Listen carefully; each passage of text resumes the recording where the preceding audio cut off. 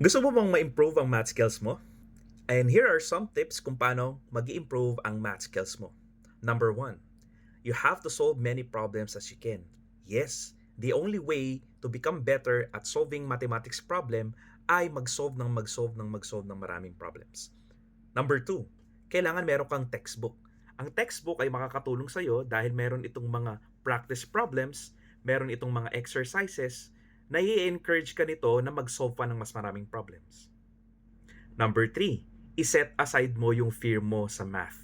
I know some of the people ay natatakot sa numbers, pagdating sa numbers. Pero kapag ikaw, finace mo yung fear mo and you have to overcome it, okay? In order for you to be better at math, you must first acknowledge that fear and set aside that fear, and kailangan mag-solve ka ng mag-solve. Harapin mo yan para mas lalo kang gumaling sa math. Number four, of course, don't forget to subscribe to UJ Abat, to my channel, so that lagi po kayong updated sa mga new uploads ko na maaaring makatulong sa mga math subjects ninyo. See you around!